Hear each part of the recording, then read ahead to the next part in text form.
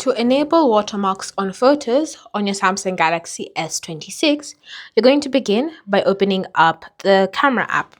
From here, navigate to the camera settings menu, and then you want to scroll and select Watermark.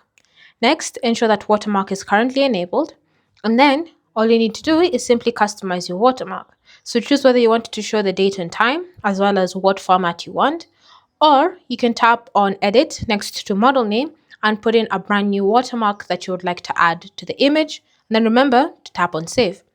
You can scroll even further down and tap on Font, and you can choose one of the fonts that are available, as well as customizing the alignment, whether it's top, bottom, side, left, right, or middle. And then once you're happy with the customizations you've made, you can tap on the back button to go ahead and open up the camera. From here, start by taking out a completely regular photo. And then simply go ahead and open up the photo in the photo viewing app.